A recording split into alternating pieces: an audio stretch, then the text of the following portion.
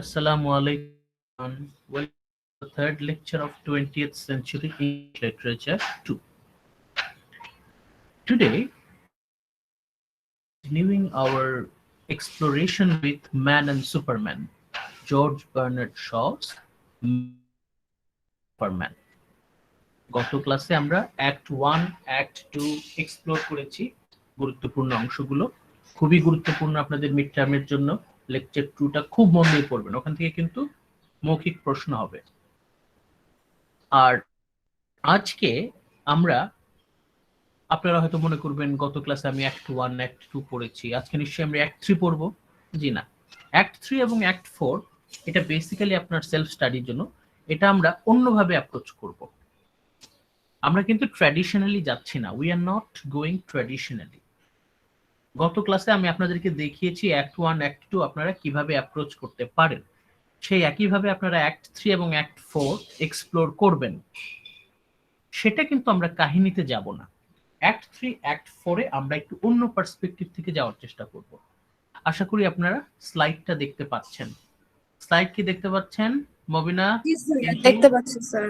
Thank you. জি sir. যদি slide দেখতে সমস্যা হয় আমাকে প্লিজ জানাবেন। আমরা অ্যাক্ট 3 এবং অ্যাক্ট 4 গতানুগতিক ভাবে পড়ব না। এই দুটো পার্ট, এই দুটো অ্যাক্ট আমরা একটু থিওরিটিক্যাল পার্সপেক্টিভ থেকে ঢোকার চেষ্টা করব। Sevian philosophy. অ্যাক্ট 3, অ্যাক্ট 4-এ যাওয়ার আগে যে বিষয়টা আমাদের একটু স্পষ্ট ধারণা নেওয়া জরুরি, সেটা হচ্ছে সেভিয়ান ফিলসফি। এখন কথা হচ্ছে সেভিয়ান মানে কি, সেভিয়ান শব্দটার মানে কি। এই সেভিয়ান শব্দটা এসেছে শ থেকে, জর্জ বার্নার্ড শ, তার নামের যে লাস্ট পার্ট শ, সেই শ থেকে Sevian, Sevian philosophy. George Bernard শ তার নাটকের মাধ্যমে তার যে দর্শন আমাদেরকে শেখাতে চেয়েছেন, সেই দর্শন, সেই আইডিয়াগুলো সেভিয়ান ফিলসফি নামে পরিচিত। তার সেভিয়ান ফিলসফিকে আমরা আপাতত দুই ভাগে ভাগ করে পড়ব। আজকে লেকচার 3-তে আমরা পড়ছি তারই প্রথম part, the first part, life force. The life force, জীবনী শক্তি। জীবন, ফোর্স মানে শক্তি, লাইফ ফোর্স অবভিয়াসলি জীবনী শক্তি। কিন্তু এই জীবনী শক্তিটা কি, সেই আলোচনায় যাওয়ার আগে আমরা একটু রিক্যাপ করি। গত 2 লেকচারে আমরা কাহিনীটা কিন্তু মোটামুটি হালকা পাতলা জানি, সেটা আমরা একটু রিক্যাপ করছি। Let's start with our slides. The life force in man and Superman, এটা হচ্ছে আমাদের আজকের আলোচনার focus. In man and Superman, এই নাটকে we see the life force in action. আমরা এই নাটকে দেখব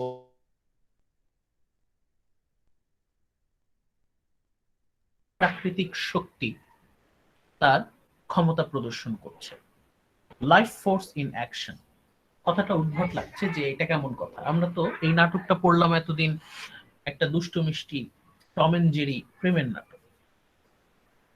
এখানে আমাদের নায়িকা হচ্ছে টম, নায়ক হচ্ছে জেরি। নায়ক দৌড়াচ্ছে, নায়িকা পিছু পিছু ছুটছে, তবে আনলাইক টম এখানে আমাদের নায়িকা জিতে যাচ্ছে। ফাস্ট অ্যান্ড ফিউরিয়াস খেলায় আমাদের নায়িকা জিতে যাচ্ছে।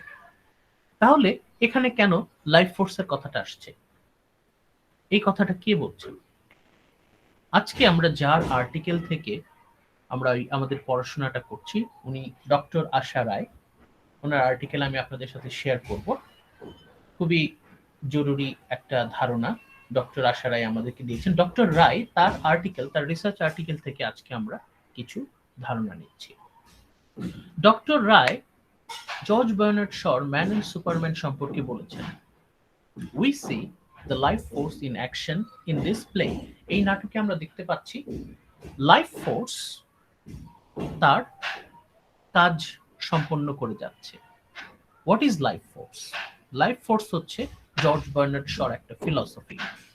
জর্জ বার্নার্ড শ তার ম্যান অ্যান্ড সুপারম্যান নাটকের মাধ্যমে দেখাতে চাচ্ছেন, ডেমনস্ট্রেট করতে চাচ্ছেন the life force in action. আমাদের এই নাটকে কি হয় আমরা অলরেডি কাহিনীটা জানি, আমরা আরেকটু রিপিট করি।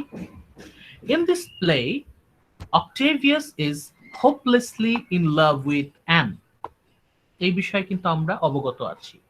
আমাদের অক্টেভিয়াস রবিনসন বেচারা সে অ্যানকে প্রচন্ড ভালোবাসে, হোপলেসলি in love with an. He has poetic temperament.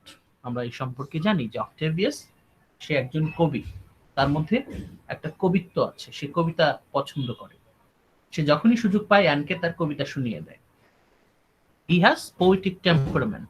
এখন যারা পোয়েটিক তারা কিন্তু অতিরিক্ত পরিমাণে, সাধারণত অতিরিক্ত পরিমাণে আবেগপ্রবণ হয়, ওভারলি সেন্সিটিভ হয়। He knows all the defects of Ann. Octavius কিন্তু ভালো করে জানে অ্যানের কি কি চরিত্রের দুর্বলতা আছে, আর অ্যানের যাবতীয় সমস্যা কিন্তু অক্টেভিয়াস অবগত আছে। He knows all the defects of Ann. However, এসব সত্ত্বেও he is madly in love with her. Octavius is madly in love with whom? Ann Whitefield. Ann encourages him. Ann কিন্তু অক্টেভিয়াসকে হ্যাঁও বলে না আবার নাও বলে না, ঝুলিয়ে রাখে সব সময়। ডিরেক্টলি হ্যাঁও বলে দেয় না, আবার ডিরেক্টলি রিফিউজও করে না। অ্যান হচ্ছে অক্টেভিয়াসকে সবসময় ঝুলিয়ে রাখে, ইন্ডালজ করে। অ্যান এনকারেজেস হিম অ্যান্ড কলস হিম রিকি টিকি ট্যাভি। অক্টেভিয়াসকে দুষ্টু মিষ্টি নামে ডাকে। কি নামে ডাকে? রিকি টিকি ট্যাভি। রিকি টিকি ট্যাভি। এই রিকি টিকি ট্যাভি নাম শোনার সাথে সাথেই অক্টেভিয়াস অজ্ঞান, অক্টেভিয়াস পাগল হয়ে যায়।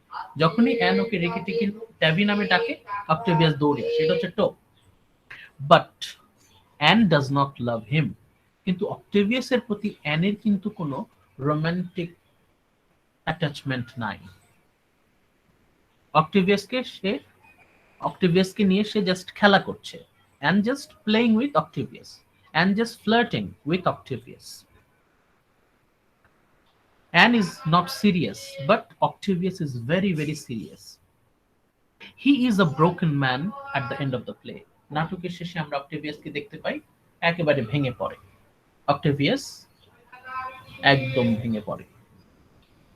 Anne does not have a romantic attachment with John Tanner too. শুধুমাত্র অক্টেভিয়াসের সাথে যে ওর রোমান্টিক অ্যাটাচমেন্ট নাই তাও না, জন ট্যানারের সাথেও অ্যানের সেরকম রোমান্টিক অ্যাটাচমেন্ট আমরা পাই না। মানে একটা রোমান্টিক রিলেশনশিপে, একটা নর্মাল হেলথি রিলেশনশিপে একটা রোমান্টিক অ্যাটাচমেন্ট থাকতে হয়, কিন্তু অ্যান এবং ট্যানার এই দুজনের মধ্যে আমরা কোনো রোমান্টিক অ্যাটাচমেন্ট খুঁজে পাচ্ছি না। We do not find any romantic attachment. ট্যানার loves an in a vague manner.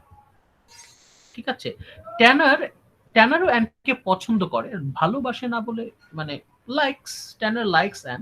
Loves শব্দটা এখানে একটু বেশি তীব্র হয়ে যাচ্ছে। Tanner loves Ann in a vague manner. ট্যানারও অ্যানকে পছন্দ করে, বাট খুব অস্পষ্ট। ট্যানার নিজেও জানে না যে অ্যানের প্রতি ট্যানারের একটা আকর্ষণ আছে, বাট ট্যানার কিন্তু অ্যানের ব্যাপারে সিরিয়াস ছিল না। ভালো করে খেয়াল করেন, অ্যান ট্যানারের প্রতি তার কোনো রোমান্টিক অ্যাটাচমেন্ট নাই। ট্যানারও অ্যানকে তত সিরিয়াসলি ওইভাবে এই সম্পর্কটা নিয়ে ভাবছে না। and he has no idea that she is determined to marry him. ট্যানার কিন্তু জানেই না যে অ্যান একদম আটঘাট বেঁধে প্ল্যান করছে ট্যানারকে বিয়ে করার জন্য। এটা কিন্তু ট্যানার জানতোই না। তাহলে অ্যান ট্যানারকে ওইভাবে ভালোবাসে না, ওর প্রতি ওরকম আবেগ নাই, কিন্তু অ্যান কেন ট্যানারকে বিয়ে করতে চাচ্ছে? কেন সে পাগলের মতো ছুটে বেড়াচ্ছে ট্যানারের পেছনে? ঘটনাটা কি? ট্যানার অ্যানের প্রতি তার একটা আকর্ষণ আছে, অস্পষ্ট, কিন্তু অ্যানকে নিয়ে সে কখনো সম্পর্কে জড়ানোর কথা চিন্তাও করেনি। He has no idea that she is determined to marry him. He thinks that she is in love with Octavius. ট্যানারের ধারণা ছিল যেহেতু অ্যান এবং অক্টেভিয়াস সবসময় একসাথে চলাফেরা করে, আমাদের বেলায় যেটা হয় যে আমাদের পরিচিতদের মধ্যে যখন কোনো ছেলে মেয়ে একসাথে সারাক্ষণ চলাফেরা করে, তখন আমাদের মনে হয় এদের মধ্যে মনে হয় কিছু আছে। অ্যান অক্টেভিয়াস সারাক্ষণ একজন আরেকজনের সাথে ঘুরছে, সবকিছু একসাথে করছে, দুষ্টামি একসাথে করছে, প্রচুর ফ্লার্টিং করছে। আশেপাশের মানুষজন তারা তো সন্দেহ করবে যে maybe they are in relationship. ট্যানারেরও তাই ধারণা ছিল যে এই অ্যান অক্টেভিয়াস এরা সারাক্ষণ হাসি তামাশা করছে, মজা করছে, তাহলে এদের মধ্যে নিশ্চয়ই একটা সম্পর্ক গড়ে উঠেছে। বাট ট্যানারের ড্রাইভার হেনরি স্ট্রেকার, যেটা গত ক্লাসে আমরা জেনেছি, Straker tells him that Ann's intention seems to be to marry him. কিন্তু হেনরি যখন ট্যানারকে বলল যে অ্যান তো আপনাকে টার্গেট করেছে, you are the target, Octavius is not the target, আশেপাশের সবাই জানে, ট্যানার জানে না। যখনই এই কথা ট্যানার শুনলো, ট্যানার দৌড় একদম, তার ড্রাইভারকে বললো তুমি তোমার গাড়ি যত স্পিড তুলতে পারো তোলো, গাড়ি ছাড়ো, ইউরোপ পার করে দাও, ইংল্যান্ড, ফ্রান্স, জার্মানি পার করে দৌড় দাও। He runs away. এত ভয় পায়, মানে ট্যানার কিন্তু অ্যানকে সিরিয়াস ভয় পায়। He wants to preserve his freedom. এখন কেন ট্যানার পালাচ্ছে? ট্যানার পালাচ্ছে এই জন্য না যে সে অ্যানকে ভালোবাসে না, ট্যানার এই জন্য পালাচ্ছে যে Tanner wants to protect his independence. Tanner তার স্বাধীনতাটাকে প্রোটেক্ট করতে চায়। এর কথাটার মানে কি? হি নোজ দ্যাট, ট্যানার এটা বিশ্বাস করে, এটা ট্যানারের belief that marriage will be a hindrance to his revolutionary work. Tanner তো নিজেকে বিপ্লবী মনে করে। Tanner regards himself as a revolutionary, একজন বিপ্লবী হিসেবে দাবি করে। ট্যানার নিজেকে বিপ্লবী দাবি করে। এখন বিয়ের পরে তো স্বামী নিজের ইচ্ছা মতো টিভির চ্যানেলও চেঞ্জ করতে পারে না। এখন সে সমাজ পরিবর্তন করবে কিভাবে? এখন ট্যানারের এই কথা যে আমি যদি এখন বিয়ে করে ফেলি তাহলে সমাজ, আমি তো ঘরেই কিছু চেঞ্জ করতে পারবো না, সমাজ পরিবর্তন দূরের কথা। এই চিন্তা করে ট্যানার সবসময় চিন্তা করেছে যে সে কখনো বিয়ে করবে না। ট্যানার কখনো বিয়ে করবে না। An means ending of his independence, এই কথাটা সে চিন্তা করে পালাচ্ছে। এটা কিন্তু অলরেডি আমরা গত লেকচারে আলোচনা করেছি। এতক্ষণ পর্যন্ত কিন্তু আমরা জাস্ট আমাদের লেকচার 2টাকে অন্য একটা পার্সপেক্টিভ থেকে আমরা কিন্তু খুব শর্টে এক্সপ্লেন করলাম। এখন আমরা চলে যাই আমাদের নেক্সট স্লাইডে। নেক্সট স্লাইডে আমি রিকোয়েস্ট করব শুরুতেই আব্দুল্লাহ আল মামুন। Mamun, yes sir. মামুন আপনি ওই ফার্স্ট পয়েন্টটা আমি হাইলাইট করছি, এই পয়েন্ট একটু পড়েন। Okay sir. And pursues Tanner across the continent, though she was not having any emotions for him. Shaw believes that it is by the power of life force and acts its agent. She feels instinctively that Tanner would be the best father of the Superman. Thank you. Yes. খুব সহজ, আশা করি আপনাদের বুঝতে সমস্যা হবে না। An ট্যানারকে perceive করছে, fast and furious game চলছে, ট্যানার দৌড়াচ্ছে, অ্যান পিছু পিছু ছুটছে, ট্যানার ছুটছে, অ্যান ছুটছে, ট্যানারের গাড়ি যাচ্ছে, অ্যান পিছু পিছু যাচ্ছে। খুবই শ্বাসরুদ্ধকর ফাস্ট এন্ড ফিউরিয়াস গেম। একদম পুরো কন্টিনেন্ট জুড়ে ওদের ফাস্ট এন্ড ফিউরিয়াস গেম চলতে আছে। Though she was not having any emotion for him, কিন্তু ট্যানারের প্রতি অ্যানের কিন্তু এরকম আবেগী যে একটা টান সেটা কিন্তু নাই। মানে almost Ann is like hunter, Tanner is the prey. Ann হচ্ছে শিকারী, ট্যানার হচ্ছে শিকার। ক্ষুধার্ত সিংহ যেমন তার শিকারের পিছনে ছুটতে থাকে, এইভাবে অ্যান ছুটছে ট্যানারের পিছনে। Shaw believes that, George Bernard Shaw আমাদের নাট্যকার, এটা তার বিশ্বাস, it is by the power of life force and acts as its agent.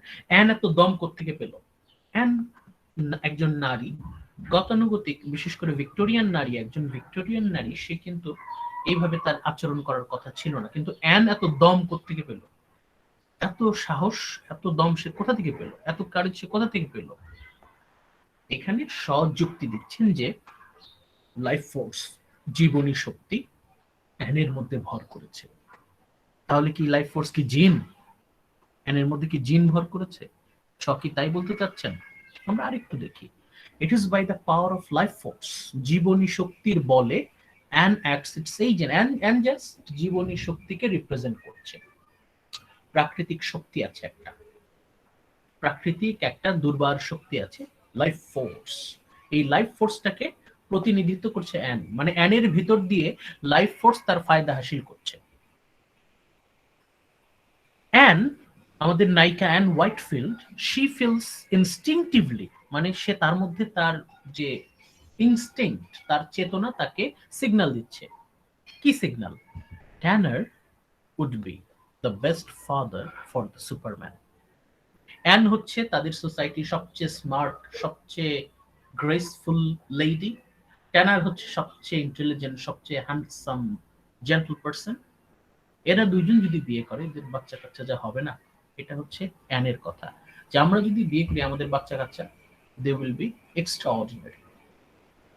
অ্যানের বিশ্বাস যদি সে ট্যানারকে বিয়ে করতে পারে তবে তাদের ছেলে, তাদের সন্তান, এখানে সুপারম্যান যেহেতু বলছে, আর তখনকার সময়ে প্রথম সন্তান বলতে তারা ছেলে আশা করত, আশা করি এটা আপনারা জানেন। এই জন্যই অ্যান নিজেই চিন্তা করছে, she feels instinctively that Tanner would be the best father for the Superman. Tanner would be the best father for the Superman.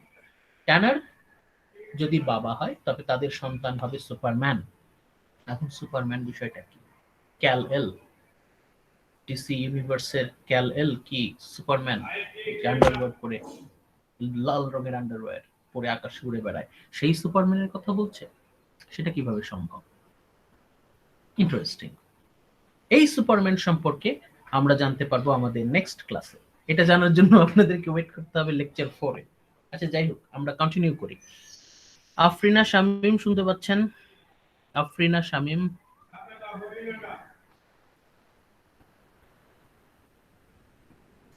Afrina Shamim,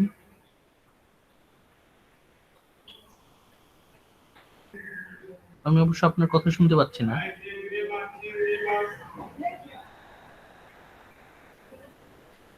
আপনার মাইকের সমস্যা কিনা একটু প্লিজ চেক করেন। ওকে, আচ্ছা আমরা কন্টিনিউ করি। অমিত হাসান আছেন? Amit Hasan, Amit, Yes, sir. আপনি পরের পয়েন্ট একটু পড়েন। শি রিফিউজেস, এখান থেকে পড়েন। Yes, sir. She refuses to be poet's dream. She rejects happiness as unimportant. She does not care for the world's opinion. She does not rather bother if the world laughs at her, calls her shameless. shameless. She does not rest to think. Pause to think. দেখেন ভালো করে শোনেন। She refuses to be a poet's dream. She refuses to be a poet's dream. অক্টেভিয়াসের শয়নের স্বপ্নে শুধু an Whitefield. An বলছে আমার পোষাবে না, এই মানে সাবস্ট্যান্ডার্ড কবির স্বপ্নে আমাকে পোষাবে না, আমি কোনো কবির কল্পনা হতে চাই না, অ্যানের পোষাবে না। দেন she rejects happiness as unimportant. অ্যানের কথা হচ্ছে এই সুখ নিয়ে আমি কি করব? Happiness is not so important. Happiness গুরুত্বপূর্ণ না। She does not care for world's opinion.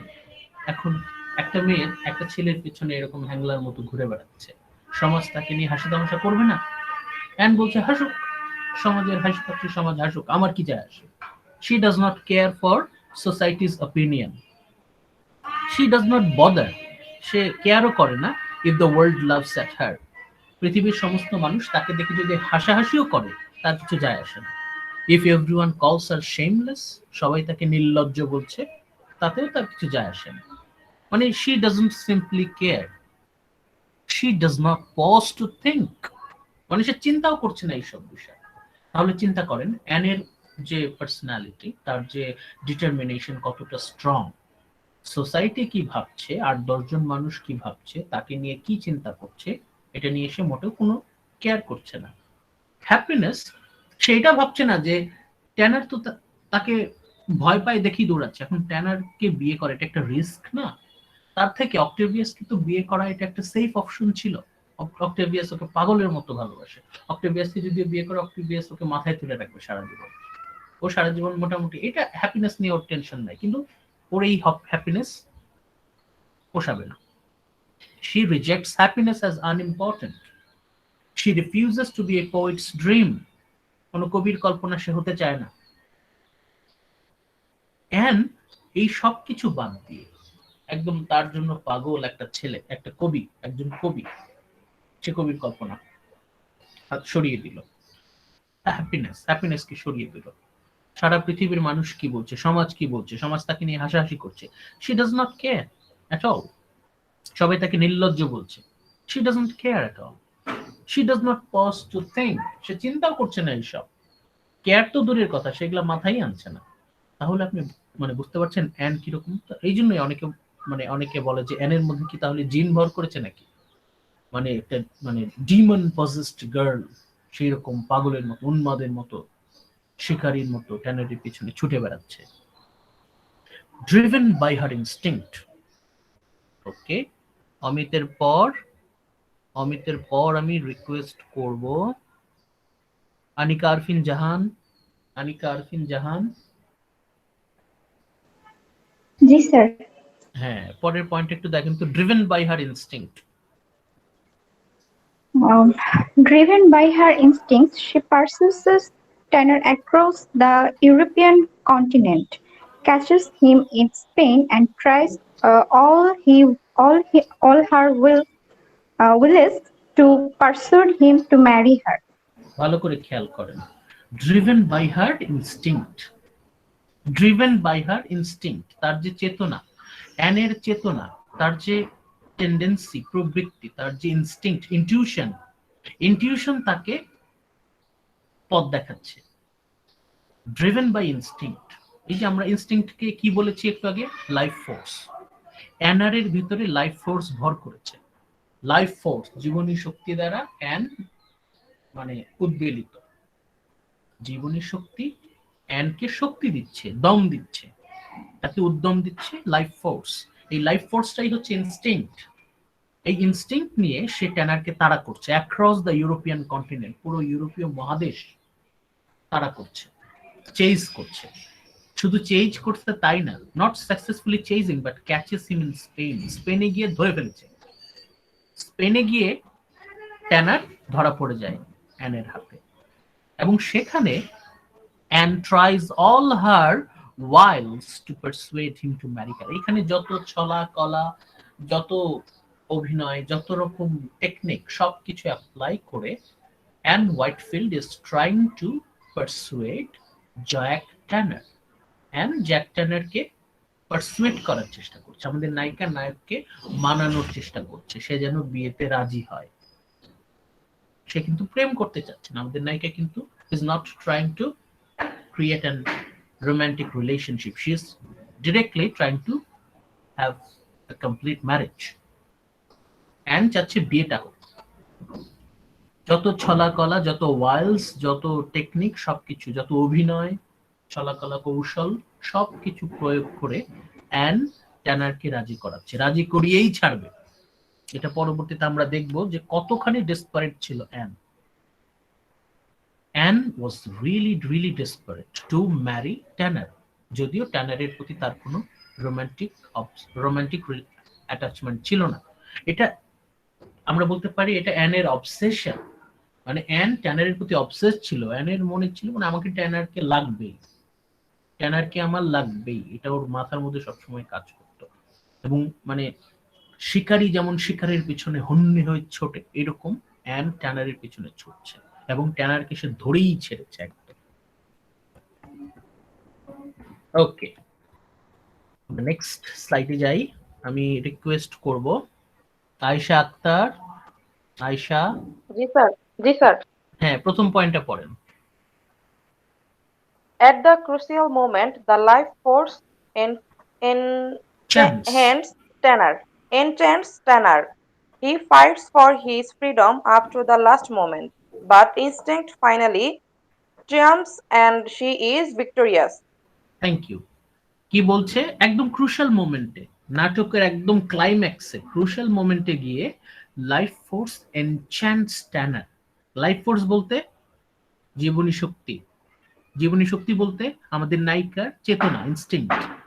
একটা সময় ট্যানার আর নিজেকে সামলাতে পারে না, Tanner is overwhelmed, enchanted, Tanner is impressed, Tanner is convinced, persuaded. He fights for his freedom up to the last moment. একদম শেষ মুহূর্ত পর্যন্ত ট্যানার ট্রাই করে তার স্বাধীনতাটাকে টিকিয়ে রাখতে। But life force is way to powerful. Life force হচ্ছে খুবই পাওয়ারফুল একটা প্রাকৃতিক ফোর্স, ন্যাচারাল ফোর্স। এইটা জিতবেই। নেচার, প্রকৃতির শক্তি, লাইফ ফোর্স জিতবেই। But instinct finally triumphs. Triumph মানে হচ্ছে বিজয়। শেষ পর্যন্ত জয়লাভ করে কে? আমাদের ট্যানারও জয়লাভ করে না, আমাদের নায়িকাও জয়লাভ করে না। জয়লাভ করে হচ্ছে প্রকৃতি, life force. But instinct finally triumphs and she is victorious. এখন কথা হচ্ছে শি বলতে আমাদের নায়িকাকে বোঝাচ্ছে নাকি লাইফ ফোর্সকে বোঝাচ্ছে? দুটোই। আপাতত আমরা এখানে নায়িকাকে ধরে নেই যে নায়িকা জিতে যাচ্ছে, কিন্তু নায়িকা এই যে জেতার এত দম, এত সাহস সে কোথা থেকে পেল? লাইফ ফোর্স থেকে। ওকে, ফারহানা ইসলাম পলি। ফারহানা ইসলাম পলি, Yes, sir. হ্যাঁ, পরেরটা একটু পড়েন। Ultimately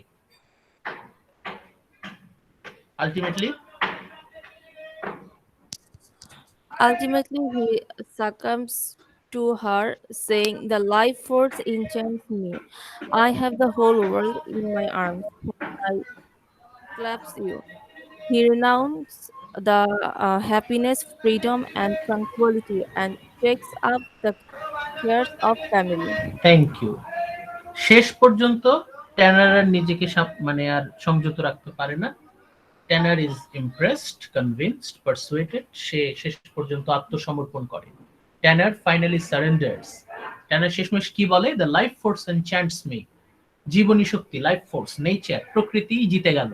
I have the whole world in my arm when I clasp you. শেষে গিয়ে ট্যানার এতটাই ইমোশনাল হয়ে যায়, সে বলে যে যখন আমি তোমাকে জড়িয়ে ধরি আমি সারা দুনিয়াকে পেয়ে যাই। I have the whole world in my arms when I clasp you. খুবই চিজি একটা ডায়লগ, ক্রিঞ্জি, কিছুটা ক্রিঞ্জি, খুবই চিজি। বাট তারপরে যে ট্যানার শেষমেশ এতটাই সারেন্ডার করে ফেলে যে সে বলছে আমি অ্যানকে যখন ধরি তখন পুরো দুনিয়া আমার পেয়ে যায়। The whole world in my arms when I clasp you. সে এটাও বলছে যে he renounces happiness, freedom and tranquility. ভালো করে খেয়াল করেন, রিনাউন্স মানে কি? ত্যাগ করা, বর্জন করা, উৎসর্গ করা। He renounces happiness, freedom and tranquility.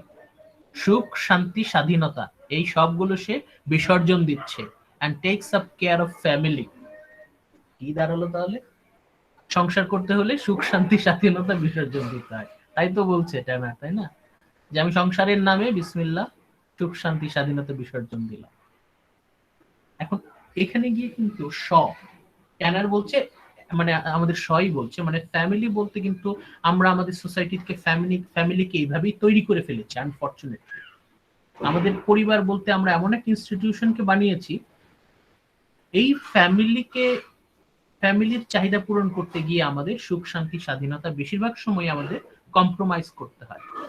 এটা একটু সাবধান থাকবেন। মানে এই জায়গায় এসে it's fun, it's a joke, but still there is something to learn from this joke.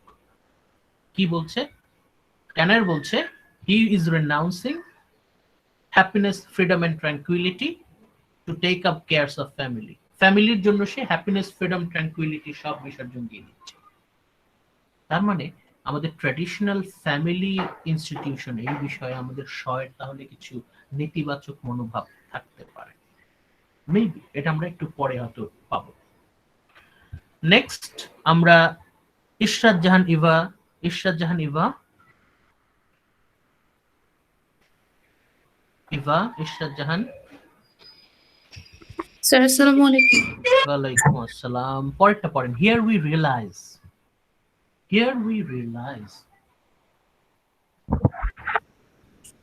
Sir, Third here we point. realize Anna and Tanner are being used by an irresponsible forces as instruments. Irresponsible না, কি বলবো? Irresistible Force as instrument for a purpose greater than themselves. হ্যাঁ, here we realize, এখানে আমরা realise করছি কি an and ট্যানার এরা দুইজন জাস্ট পাপেট, এদের আসলে নিজস্ব কোনো মতামত নাই, এরা জাস্ট হাতের পুতুল। কার হাতের পুতুল? প্রকৃতির হাতের পুতুল। And Tanner, they are just being used by a mysterious, supernatural, irresistible force, এক প্রাকৃতিক শক্তি, irresistible, যাকে দমানো যায় না। You cannot resist this natural force. আর অ্যান ট্যানার আমাদের নায়ক নায়িকা, তারা জাস্ট পাপেট। পাপেট মাস্টারটা কে? Life force is the puppet master. প্রকৃতি অ্যাকচুয়ালি অ্যান এবং ট্যানারকে নিয়ে খেলছে। অ্যান ট্যানার যতই দূরে যাওয়ার চেষ্টা করুক, প্রকৃতি এদের দুজনকে কাছে আনবেই। দে আর ইনস্ট্রুমেন্টস, তারা জাস্ট হাতের পুতুল, তারা just instrument for a purpose greater than themselves. প্রকৃতি সিদ্ধান্ত নিয়ে নিয়েছে যে অ্যান এবং ট্যানার একত্রিত হবে। অ্যান ট্যানার তারা যতই মুখে না বলুক, তাদের চেতনাকে প্রকৃতি একত্রিত করে দিয়েছে। It doesn't matter how hard they try, they will come together by any means. Thank you. এরপর আমি রিকোয়েস্ট করব জান্নাতুল ফেরদৌস শান্তা। জান্নাতুল ফেরদৌস শান্তা। Yes, sir. হ্যাঁ, অ্যান অ্যান্ড ট্যানার এখান থেকে পড়েন। 4 number point, Ann and Tanner. And Tanner have a good personality and a highly developed intellect, and they have come together on the basis of their instincts, and so we expect that their offspring will be a Superman. Thank you. এটা একটু আগে আমি বললাম যে an এবং ট্যানার এরা দুজনেই তাদের সোসাইটির সবচেয়ে স্মার্ট শার্প দুইজন lady and gentleman. They have a good personality, তাদের দুইজনেরই ব্যক্তিত্ব চমৎকার, এবং they have highly developed intellect, এবং বুদ্ধিমত্তার দিক থেকে তাদের আইকিউ ভেরি শার্প।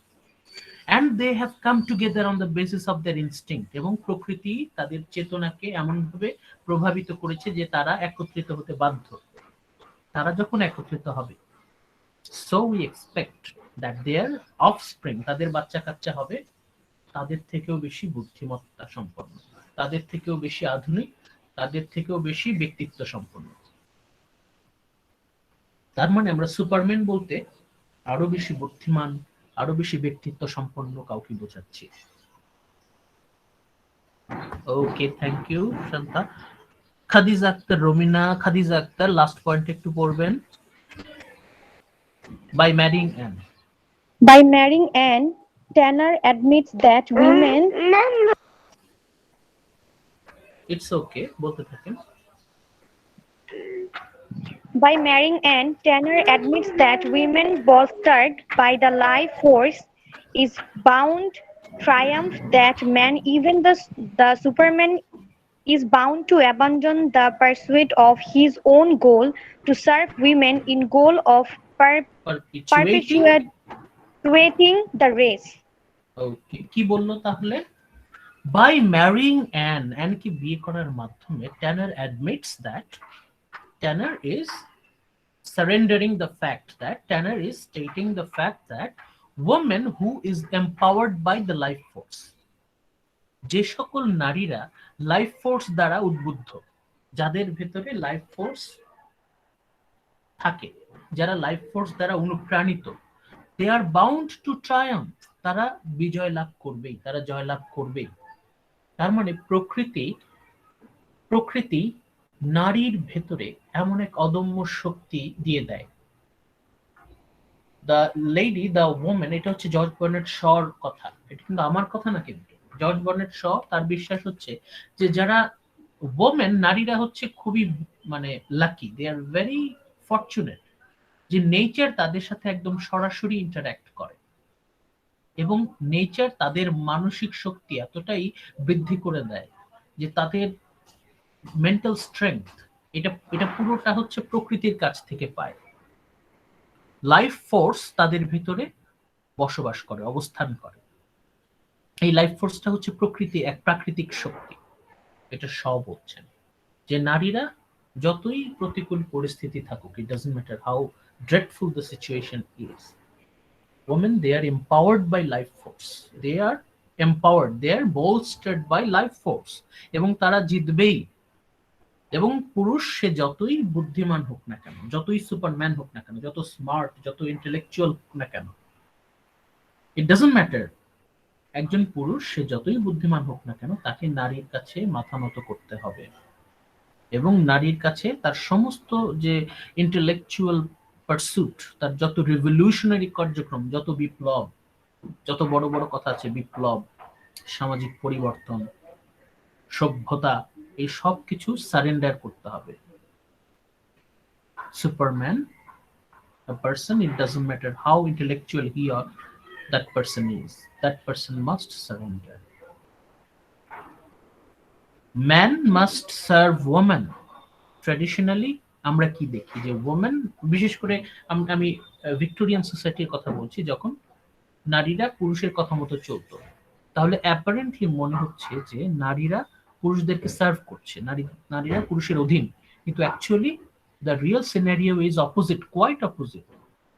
অ্যাকচুয়ালি পুরুষরা নারীদেরকে সার্ভ করছে। পুরুষের জীবনের উদ্দেশ্য কি? এই কথাটাই জর্জ বার্নার্ড শ বলছেন, টু সার্ভ ওমেন, নারীকে সাপোর্ট দেয়া, তাকে সাহায্য করা, in goal of perpetuating the race, মানব জাতিকে টিকিয়ে রাখার জন্য আলটিমেটলি নারীর কাছে পুরুষকে আত্মসমর্পণ করতে হয়। It doesn't matter how strong, how smart, how intellectual a man is, ultimately he needs to surrender. কেন? কারণ woman is empowered by life force. এখানে জর্জ বার্নার্ড শ নারীকে কিন্তু গুরুত্ব দিয়েছেন। Women, as they are the medium of perpetuating human race, তাদের মাধ্যমে কিন্তু মানব জাতি টিকে থাকবে। পুরুষ সে যতই বড় বড় বিপ্লব করে আসুক, যত যুদ্ধ করে আসুক, বংশ রক্ষার জন্য তাকে নারীর কাছে আত্মসমর্পণ করতে হবে। Man must surrender to women. নারী এত শক্তি কোথা থেকে পায়? প্রাকৃতিক শক্তি। লাইফ ফোর্স তাকে সেই শক্তিটা দেয়। Life force empowers women. এই কথাটা এই নাটকের মাধ্যমে জর্জ বার্নার্ড শ আমাদেরকে শেখাতে চেয়েছেন। এখন আমরা তো কাহিনীর মাধ্যমে মোটামুটি হালকা কিছু জানলাম। এখন আমরা ডক্টর আশা রায়, আমরা কিন্তু ডক্টর আশা রায়ের আর্টিকেল থেকে এই ইনফরমেশন গুলো কালেক্ট করেছি। এই হোল স্লাইডটা it is actually created from the research article of doctor Asha Roy. আপনাদের সাথে এটা আমি শেয়ার করে দেব। এখন আমরা শেভিয়ান ফিলোসফিটা হালকা, এখন এই ফিলোসফি গুলো আমরা, ফিলোসফির একটা ব্যাপার হচ্ছে আপনি যত ঘাটবেন সেটা তত জটিল হবে। আমরা খুব সাবধানে একটা মোটামুটি ওভারঅল আইডিয়া নেওয়ার চেষ্টা করব, কারণ এটা কিন্তু বেশি ডিপে গেলে আপনি আর কুল কিনারা পাবেন না। আমি আছি, আমি হেল্প করব, কোনো সমস্যা নাই। ওকে, লাবণ্য বিশ্বাস। Yes, sir. হ্যাঁ, প্রথম পয়েন্ট একটু পড়েন। Man and Superman is, Man and Superman is regarded as one of the best plays of Shaw, where Shaw puts his philosophy for creative evolution in a dramatic form. Okay, thank you. এই নাটকটা, man and Superman নাটকটাকে বলা হয় শয়ের জীবনের one of the best, তার জীবনের অন্যতম শ্রেষ্ঠ নাটক, one of the greatest plays by Shaw. এই নাটকটাকে কেন আমরা এত গ্রেটেস্ট বলছি, কেন এই নাটকটাকে আমরা মহান বলছি? কারণ এই নাটকের মাধ্যমে শ তার এক বিখ্যাত দর্শন, ফিলোসফি আমাদেরকে শেখাতে চেয়েছেন। Creative evolution, creative evolution, creative evolution, দুটোই আমরা শব্দ চিনি। ক্রিয়েটিভ মানে কি? সৃজনশীল, সৃষ্টিশীল। সৃষ্টিশীল যখন আমরা নিজে নিজে কোনো কিছু সৃষ্টি করি, that is a creative work. আর ইভলিউশন মানে হচ্ছে বিবর্তন। Creative evolution, creative evolution. এই ক্রিয়েটিভ এভলিউশনটাই হচ্ছে জর্জ বার্নার্ড শর ফিলসফি।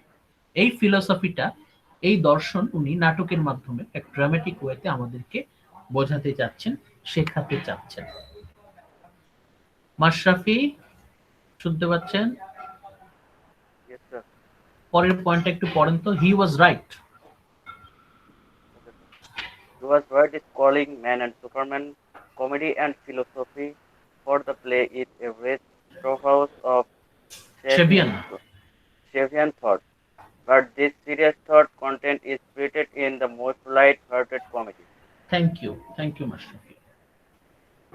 এই যে ম্যান অ্যান্ড সুপারম্যান নাটকটা, এই নাটকের সাবটাইটেলে লেখা আছে this is a comedy and a philosophy. মানে এই নাটকের মাধ্যমে জর্জ বার্নার্ড শ আমাদের নাট্যকার, উনি কমেডি আর ফিলোসফি, কমেডি আর দর্শন, ফিলোসফি, এই দুটাকে উনি কম্বাইন করেছেন। এই নাটকে আমরা প্রচুর ফিলোসফিক্যাল থটস পাবো। জর্জ বার্নার্ড শ তার আইডিয়া, শেভিয়ান থট গুলো। শেভিয়ান মানে কি? জর্জ বার্নার্ড শ তার শজ থেকে আসছে হচ্ছে শেভিয়ান।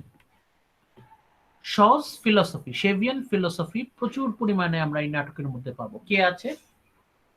জ্যাক ট্যানার। ট্যানার হচ্ছে যে বক্তৃতা দিতে পছন্দ করে, যখনই সে সুযোগ পায় তখনই বক বক বক বক। জর্জ বার্নার্ড শ যেমন, ট্যানার অনেকটাই তেমন। মানে জর্জ বার্নার্ড শ নিজের মতো করে ট্যানারকে সৃষ্টি করেছেন।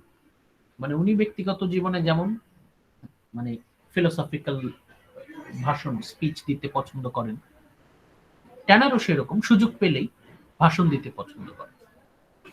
ভাষণ দিতে দিতে সে তার বিস্তারিত দার্শনিক মতবাদগুলো সে দিয়ে থাকে। নাটকের প্রতি ডায়লগে আমরা এরকম ফিলোসফিক্যাল আইডিয়া খুঁজে পাবো। আমরা যদি একটু কেয়ারফুল হই দেখবো যে কিছু ডায়লগ পরপরই এই শেভিয়ান ফিলোসফি, মানে প্রায় উনি জর্জ বার্নার্ড শ তার ফিলোসফি ঢুকিয়ে দিয়েছেন। মানে ইন্টারেস্টিং ফানি ডায়লগের মধ্যেই ইন্টারেস্টিং ফানি মানে মজার ডায়লগের মধ্যে হঠাৎ করে উনি ফিলোসফি ঢুকিয়ে দিয়েছেন। কিন্তু এত সুন্দর করে উনি কমেডি আর ফিলোসফি মিশিয়ে দিয়েছেন যে এত সিরিয়াস ফিলোসফিক্যাল আইডিয়া গুলো মানে খুব চমৎকার ভাবে মানে হাস্যরসের মাধ্যমে আমাদের কাছে পৌঁছে দিচ্ছেন। মানে আমরা একই সাথে এন্টারটেইনড হচ্ছি, আবার শিক্ষা পাচ্ছি। at the same time entertainment and education simultaneously, education and entertainment দুটো একসাথে হচ্ছে, ঠিক আছে? এটা একটা খুব সফল একটা অর্জন। This is a great achievement, a great contribution of George Bernard Shaw. উনি কমেডি এন্ড ফিলোসফিকে খুব চমৎকার ভাবে মিক্স করে আমাদেরকে প্রেজেন্ট করেছেন। খুবই ইম্পর্টেন্ট, এটা কিন্তু আপনাদের খুবই important for mid term, point করে রাখেন। ওকে, মাহমুদুল হাসান ফাহাদ। মাহমুদুল হাসান শুনতে পাচ্ছেন? মাহমুদুল হাসান।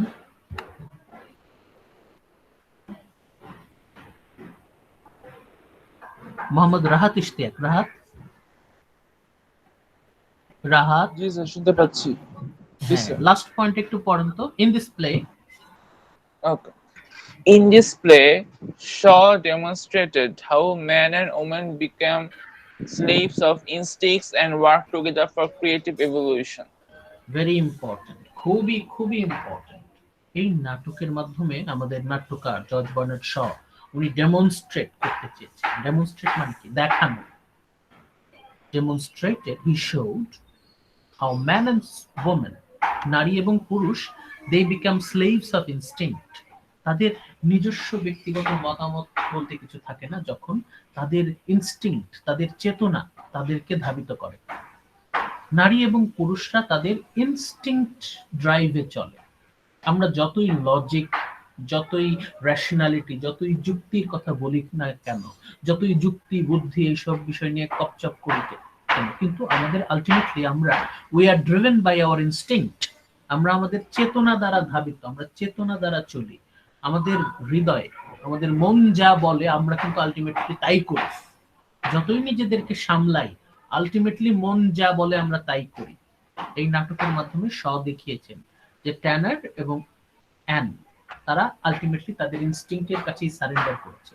মানে তাদের মন যা চেয়েছে, তাদের চেতনা তাদেরকে যা সিগন্যাল দিয়েছে তারা কিন্তু তাই করেছে। এবং এই সিগন্যালটা কে দিয়েছে?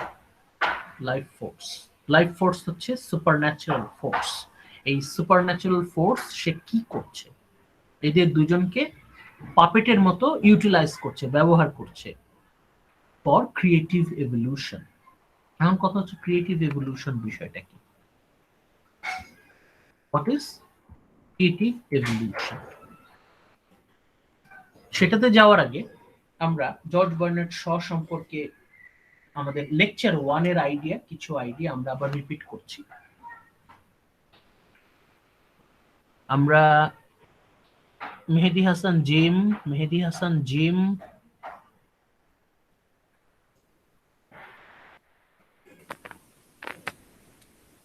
Yes, sir. প্রথম লাইনটা একটু পড়েন তো, প্রথম লাইনটা।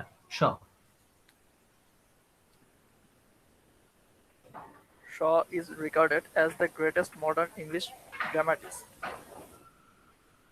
যেটা আমরা বলেছি, শকে বলা হয় আধুনিক নাটকের সর্বশ্রেষ্ঠ নাট্যকার, the greatest modern English dramatist.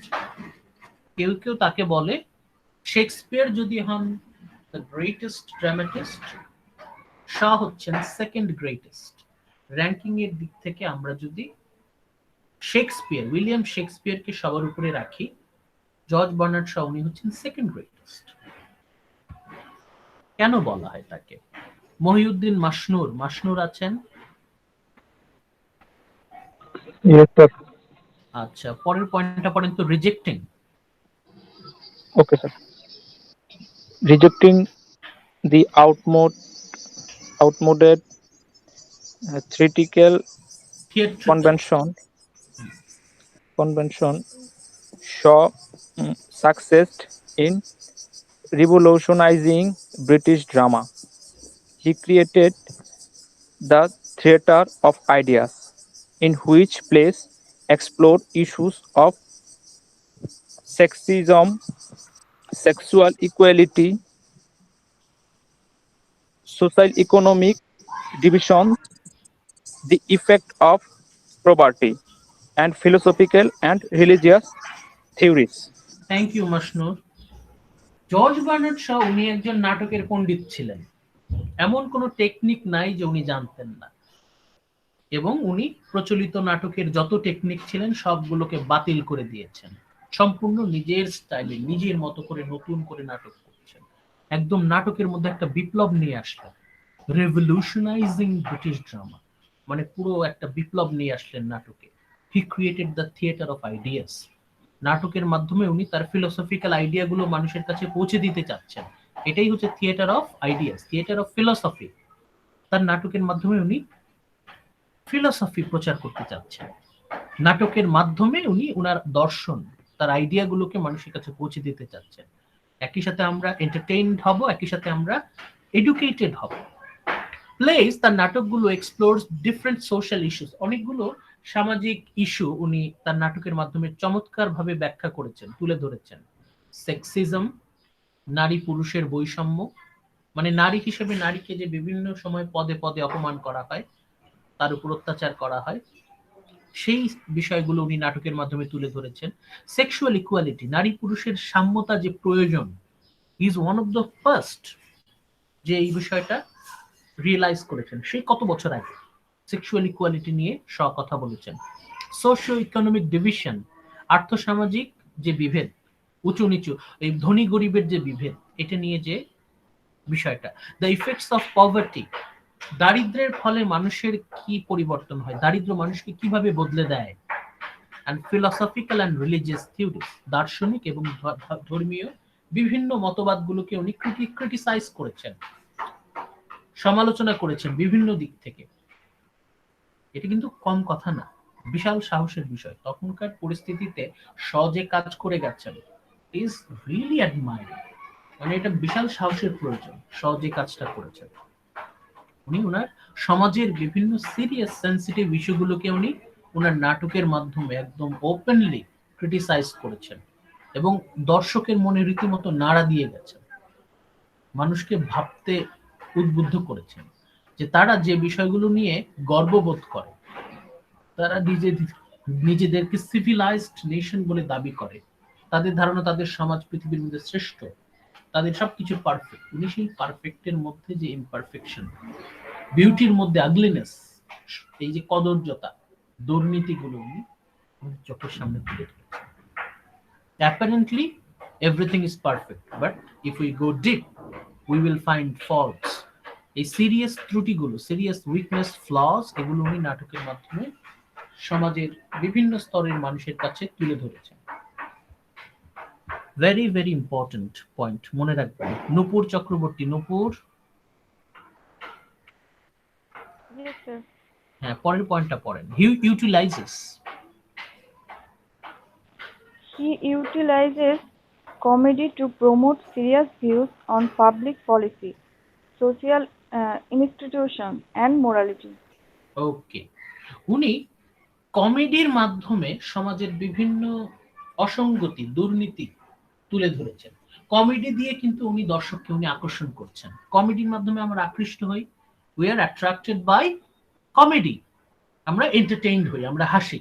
হাসতে হাসতেই এর মাঝেই উনি খুব সূক্ষ্মভাবে আমাদেরকে শিক্ষা দিয়ে যাচ্ছেন, যে হাসলেন তো, এই জায়গায় একটু শিক্ষা নেওয়ার ব্যাপার আছে, পাবলিক পলিসিতে, সোশ্যাল ইনস্টিটিউশন, মোরালিটিতে একটু শিক্ষা নিন। ঠিক আছে?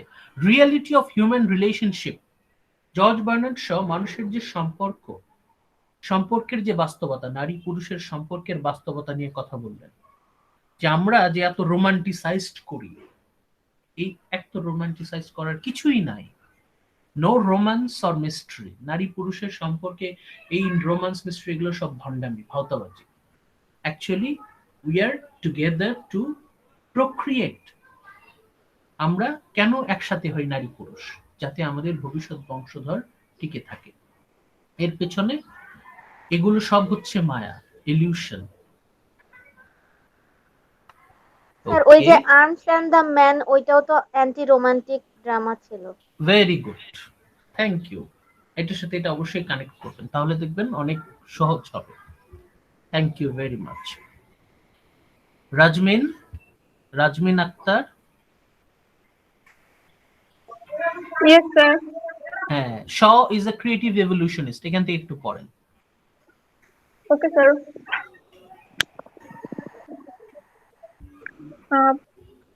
Shaw is a creative. Sir, Shaw is a creative revolutionist. He is a philosopher in the sense that he has tried to present a coherent and comprehensive view of human nature and of human life. He also shows the way in which human life should be lived. Thank you.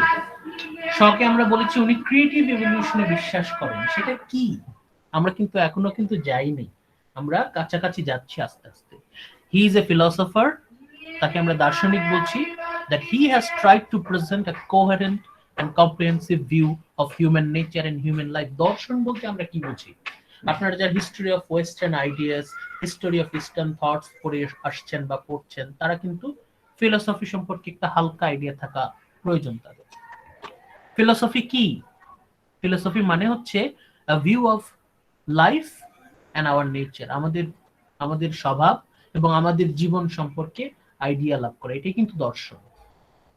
Philosophy means a total conception, a comprehensive view of our life and our nature, আমাদের প্রকৃতি এবং আমাদের জীবন সম্পর্কে একটা সার্বিক ধারণা লাভ করা, সেটাই কিন্তু দর্শন। দর্শন মানে কি? দেখা। ফিলোসফি দেখা। কি দেখা? জীবনকে দেখা। আর কি দেখা? মানুষের স্বভাবকে দেখা। মানুষকে দেখা, মানুষের স্বভাবকে দেখা। Observing human life, observing human nature, observe করার পর সেই সম্পর্কে একটা কম্প্রিহেন্সিভ, সার্বিক, ওভারঅল কমেন্ট দেয়া, এটাই হচ্ছে ফিলোসফি। ফিলোসফিক্যাল থটস, দার্শনিক মতবাদ দেওয়ার মানে হচ্ছে জীবনকে দেখা, মানুষের স্বভাবকে পর্যবেক্ষণ করা এবং সেই নিয়ে একটা ব্যক্তিগত মতামত দেয়া, এটাই হচ্ছে ফিলোসফিক্যাল থট দেয়া বোঝায়। যে মানুষের জীবনকে পর্যবেক্ষণ করে, মানুষের স্বভাবকে পর্যবেক্ষণ করে এবং সেই নিয়ে মতবাদ দেয়, তাকেই আমরা দার্শনিক বলি। We call them philosophers. সেই দিক থেকে জর্জ বার্নার্ড শো একজন effective and successful philosopher. George Bernard Shaw তার নাটকের মাধ্যমে দেখাতে চেয়েছেন the way in which human life should best believe, কোনভাবে বেঁচে থাকলে সেটা মানুষের জন্য সবচেয়ে বেস্ট হয়, সবচেয়ে ভালো হয়, কিভাবে বাঁচলে সেটা মানুষের জন্য সবচেয়ে ভালো। ওকে, এখন আমরা এখন আপনারা একটু একটু মনোযোগ দেন, কারণ এখন আমরা যে স্লাইডে আছি ভেরি ইম্পর্টেন্ট আপনাদের জন্য। এখন পর্যন্ত যতগুলো স্লাইড পেয়েছি এটা হচ্ছে সবচেয়ে ইম্পর্টেন্ট। সঞ্জিদা জাহান, সঞ্জিদা জাহান, সঞ্জিদা জাহান। Yes, sir. আপনি কি বাইরে? Yes, sir. আপনি প্রথম পয়েন্টটা পড়ে নেন তাড়াতাড়ি। Shaw believes. Shaw believes that there is a mysterious power which controls nature and works for the betterment of life in all stages. The life force makes Shaw a creative evolutionist. Thank you. Thank you sir. for the okay. শ বিশ্বাস করছেন যে there is a mysterious power which controls nature, প্রকৃতিকে control করছে একটা রহস্যময় শক্তি। এটা তো আমরা সবাই বিশ্বাস করি, তাই না? যারা ধর্মে বিশ্বাস করে তাদের কি আমরা কি বিশ্বাস করি যে আমাদের প্রকৃতিকে একজন আমাদের সৃষ্টিকর্তা উনি নিয়ন্ত্রণ করছেন। শ সেই কথাটাই একটু অন্যভাবে বলছেন। শ কি বলছেন যে প্রকৃতিকে নিয়ন্ত্রণ করছে এক রহস্যময় শক্তি, a mysterious power controls nature। শুধু নেচারকে কন্ট্রোল করছে তাই না, শুধু নেচারকে কন্ট্রোল করছে তাই না, works for the betterment of life. প্রকৃতিতে যত প্রাণী আছে, যত উদ্ভিদ আছে, তারা যেন দিনে দিনে আরো উন্নত হয়, তারা যেন দিনে দিনে আরো উন্নত হয়। মানুষ ধীরে ধীরে আরো উন্নত মানুষ হবে, একটা বেড়াল আরো উন্নত বেড়াল হবে, গরু ছাগল আরো উন্নত গরু ছাগল হবে, আম গাছ আরো উন্নত আম গাছ হবে, কাঁঠাল কলা গাছ আরো উন্নত হবে। মানে যা কিছু আছে প্রকৃতিতে, যত জীব, যত প্রাণী উদ্ভিদ আছে, সবাই উন্নত হবে, ধীরে ধীরে আরো বেটার হবে, আরো বেটার হবে, আরো বেটার হবে। যতটুকু আছে আরেকটু বেটার হবে, যতটুকু আছে আরো বেটার হবে। এই যে কন্টিনিউয়াস বেটারমেন্ট, এই বিষয়টা তদারকি করে হচ্ছে একটা রহস্যময় শক্তি। প্রকৃতিতে একটা রহস্যময় শক্তি আছে, মানে আমাদের ধর্মেও তো আছে, তাই না? আমরা সৃষ্টিকর্তায় বিশ্বাস করি যে সৃষ্টিকর্তা সবসময় প্রতিটা প্রাণী উদ্ভিদের মধ্যে উন্নত হওয়ার একটা প্রণোদনা, একটা ইনস্টিংক্ট রেখেছেন। আমরা সবসময় আরো ভালো হতে চাই। প্রতিটা গাছ উদ্ভিদ আস্তে আস্তে এভলিউশন হচ্ছে, তারা আরো ভালো হচ্ছে, আরো বেটার হচ্ছে। এখন এই যে রহস্যময় শক্তি, প্রাকৃতিক শক্তি, যেটা প্রকৃতিকে নিয়ন্ত্রণ করছে এবং সমগ্র জীবনকে আরো উন্নত হওয়ার জন্য তাগিদ দিচ্ছে, পর্যবেক্ষণ করছে, তদারকি করছে, এই রহস্যময় শক্তিটাই হচ্ছে লাইফ ফোর্স। এবং এই লাইফ ফোর্সই সৃজনশীল বিবর্তন নিশ্চিত করছে। প্রতিটা প্রাণী, প্রতিটা উদ্ভিদ তারা সৃজনশীলভাবে বিবর্তিত হচ্ছে, তারা আরো বেটার হচ্ছে, আরো বেটার হচ্ছে, আরো বেটার হচ্ছে। এই যে গ্র্যাজুয়ালি ধীরে ধীরে ধীরে ধীরে আরো উন্নত হওয়া, আরেকটু উন্নত হওয়া, আরেকটু বেটার হওয়া, এটাকেই বলে হচ্ছে এভলিউশন, বিবর্তন। আর সৃজনশীল ভাবে অন্ধ অনুকরণ না করে নিজের বুদ্ধি, নিজের সৃজনশীলতার মাধ্যমে বিবর্তন আনাটাই হচ্ছে creative evolution. Very important point. এখান থেকে আমরা ক্রিয়েটিভ এভলিউশন সম্পর্কে জানতে পারছি আর লাইফ ফোর্সের সংজ্ঞা পেয়ে যাচ্ছি। জর্জ বার্নার্ড শ লাইফ ফোর্সের সংজ্ঞা কিভাবে দিয়েছেন? সাহেলা, পিঙ্কি,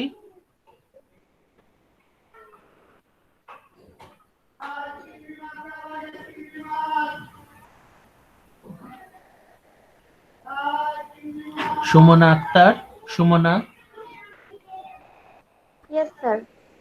পরের পয়েন্ট একটু পড়বেন। Sir, second point থেকে। হ্যাঁ হ্যাঁ হ্যাঁ। Throughout the ages, it has been making experiments. It has been making experiments in involving better and better forms of life. When life progresses towards a new form, the life force considers whether it is perfect. It is finds the form imperfect. creates in those creatures that instinct to improve. Thank you Jamuna. Life force হচ্ছে একটা রহস্যময় প্রাকৃতিক শক্তি। সে তদারকি করছে যে প্রকৃতিতে যত প্রাণী ও উদ্ভিদ আছে তারা যেন ক্রমাগত উন্নয়ন করে, আরো বেটার হয়, আরো বেটার হয়। এই বেটারমেন্টের জন্য ক্রমাগত পরীক্ষা নিরীক্ষা চলছে। নেচার এক্সপেরিমেন্ট চালাচ্ছে, লাইফ ফোর্স এক্সপেরিমেন্ট চালাচ্ছে, making experiments in evolving better and better forms of life. প্রতিটা জীবন, প্রাণী এবং উদ্ভিদ তারা যেন ইভলভ হয়, বিবর্তন হয়, আরো বেটার হয়, আরো বেটার হয়। ভবিষ্যৎ প্রজন্ম আরো যেন বেটার হয়। দাদার থেকে বাবা উন্নত, বাবার থেকে ছেলে উন্নত, ছেলের থেকে নাতি উন্নত, নাতির থেকে পুতি উন্নত। এইভাবে ভবিষ্যৎ প্রজন্ম যত আগাবে তত বেটার হবে। এটাকেই বলে evolving better and better forms of life. এই যে পরীক্ষা নিরীক্ষা, এই পরীক্ষা নিরীক্ষার প্রতিটা ধাপে লাইফ ফোর্স, এই প্রাকৃতিক শক্তি, জীবনী শক্তি, he considers whether it is perfect or not. যখনই নতুন কোনো একটা জীবন আসে তখন তাকে পরীক্ষা নিরীক্ষা করা হয়, এটা কি আগেরটার থেকে উন্নত? যদি উন্নত হয় ভেরি গুড, পরেরটা আরো উন্নত হবে। যদি উন্নত না হয় তার মধ্যে ইনস্টিংক্ট দিয়ে দেয় টু ইমপ্রুভ, আরো উন্নত হতে হবে, আরো উন্নত হতে হবে। সেটা প্রাণী হোক বা উদ্ভিদ হোক, তাকে আরো উন্নত হওয়ার জন্য তাগিদ দিয়ে যায় জীবনী শক্তি। পরীক্ষা নিরীক্ষা চলছে, আরো উন্নত হতে হবে। সেটা যে প্রাণী বা যে উদ্ভিদ বা যাই কিছু হোক না কেন, জীবন যদি থাকে তাকে উন্নত হতে হবে, ভবিষ্যৎ প্রজন্ম আরো উন্নত হবে। তার পরের পয়েন্টটা পড়বেন হচ্ছে সুমাইয়া সুলতানা। সুমাইয়া,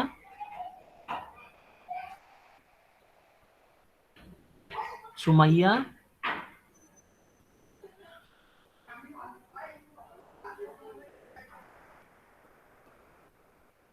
শোভন, সাকিব শাহরিয়ার শোভন। জি স্যার। তারপরে একটু পড়ো। Those who ignores Those who ignore this instinct and care only for pleasure of are left where they are. Those who heed the mysterious call of the life force for betterment move forward. The প্রকৃতি life কিন্তু, হ্যাঁ দেখেন, প্রকৃতি প্রতিটা প্রাণীকে তারা তাগিদ দিচ্ছে যে আরো উন্নত হও, আরো উন্নত হও, তোমার ভবিষ্যৎ বংশধর যেন আরো উন্নত হয়। বাবার থেকে ছেলে উন্নত হবে, ছেলের থেকে নাতি, নাতির থেকে পুতি, মানে বংশ যত বাড়বে সামনের দিকে যাবে তারা তত ইভলভ হবে, তারা তত অ্যাডভান্সড হবে, তারা তত পারফেক্ট হবে, আরো বেটার হবে, বেটার বেটার বেটারমেন্ট। যারা এটা ইগনোর করে তারা কিন্তু পেছনে পড়ে যায়, তারা বিলুপ্ত হয়ে যায়। প্রকৃতিতে যেসব প্রাণী ইভলিউশন ঘটাতে ব্যর্থ হয়েছে তারা কিন্তু বিলুপ্ত হয়ে গেছে। প্রকৃতিতে বহু প্রাণী, বহু পাখি, পশু, উদ্ভিদ বিলুপ্ত হয়ে গেছে, এক্সটিংক্ট। কেন? কারণ তারা নিজেদেরকে অ্যাডজাস্ট করতে পারেনি, কারণ তারা নিজেদের মধ্যে ইভলিউশন আনতে পারেনি। যদি কোনো জীবন, যদি কোনো প্রাণী বা উদ্ভিদ বেটারমেন্ট করতে বা নিজেকে মানে অ্যাডপ্ট করতে ব্যর্থ হয়, যদি অ্যাডজাস্ট করতে ব্যর্থ হয়, যদি বেটারমেন্ট আনতে ব্যর্থ হয়, তাহলে কিন্তু সে বিলুপ্ত হয়ে যাবে। আর যারা প্রকৃতির এই রহস্যময় তাগিদে সাড়া দেয়, to heed the mysterious call of life force for the betterment, they move forward. যারা এভলিউশন ঘটাতে সক্ষম হয় তারাই টিকে থাকে। এটা কিন্তু পুরো সায়েন্টিফিক একটা ফ্যাক্ট। প্রাণী অথবা উদ্ভিদ যাই হোক না কেন, তাদেরকে কন্টিনিউয়াসলি ইভলভ হতে হবে, বিবর্তিত হতে হবে, আরো বেটার হতে হবে, আরো বেটার হতে হবে। ভবিষ্যৎ প্রজন্মকে আরো বেটার, আরো পারফেক্ট, আরো অ্যাডপ্টেবল, আরো বেশি মানে স্ট্রং করে যেতে হবে। ভবিষ্যৎ প্রজন্ম যদি স্ট্রং না হয় তাহলে কিন্তু বিলুপ্ত হয়ে যাবে। যারা কন্টিনিউয়াস ইভ্যালুয়েশন, ক্রিয়েটিভ এভলিউশন নিশ্চিত করতে পারে, যারা সৃজনশীল বিবর্তন নিশ্চিত করতে পারে, তারাই শুধুমাত্র টিকে থাকবে। They can move forward, they will exist. আর যেসব প্রাণী বা উদ্ভিদ ক্রিয়েটিভ এভলিউশন নিশ্চিত করতে ব্যর্থ হবে তারা ধ্বংস হয়ে যাবে, বিলুপ্ত হয়ে যাবে। বহু প্রাণী, বহু পাখি তারা বিলুপ্ত। কেন? They failed to ensure creative evolution. The life force is the essence. জীবনী শক্তি হচ্ছে নির্যাস, জীবনের নির্যাসই হচ্ছে জীবনী শক্তি। যারা ট্রান্সেন্ডেন্টালিজম পড়েছেন তারা জানেন যে পৃথিবীতে যত জীবন আছে তারা actually they are part of same life. জীবনী শক্তি, এটাই হচ্ছে essence of life, the ultimate reality behind the world of the senses. এটাই হচ্ছে আলটিমেট রিয়ালিটি, লাইফ ফোর্স।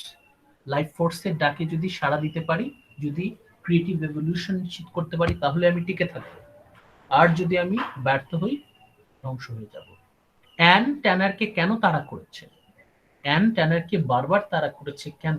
কারণ অ্যান চেয়েছে ক্রিয়েটিভ এভলিউশন এনশিওর করতে। অ্যানের বিশ্বাস যদি সে ট্যানারের সাথে তার বিয়ে হয় তবে ক্রিয়েটিভ রেভলিউশন এস্টাবলিশ হবে। এই চেতনাটা সে কোথা থেকে পেল? লাইফ ফোর্স তাকে দিয়েছে।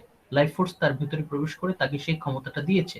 Life force empowered an Whitefield to continue the process of creative evolution. এই কথাটা শ তার নাটকের মাধ্যমে বোঝাতে চেয়েছেন।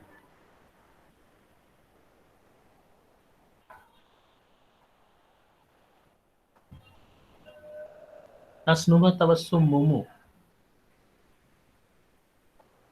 জি sir. Hello sir.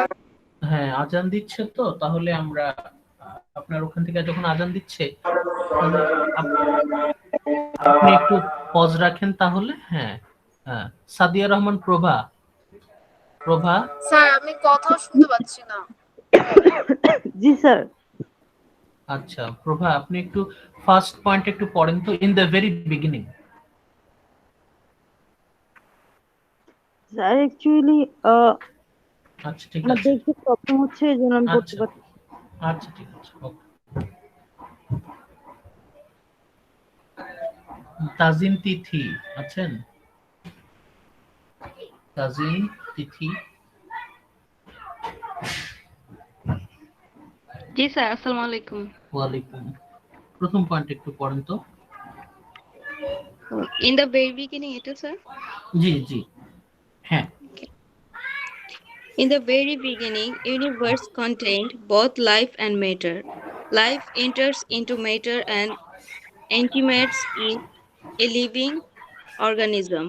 Life can't evolve or develop unless it enters into matter and creates living organism. Life has two purposes: immediate, to acquire new faculties and higher intelligence; ultimate, to pass beyond matter. Thank you. এটা হচ্ছে life ফোর্সটাকে উনি একটা রহস্যময় শক্তি বলে দাবি করেছেন, যে সৃষ্টির শুরুতে ছিল বস্তু এবং শক্তি, লাইফ অ্যান্ড ম্যাটার।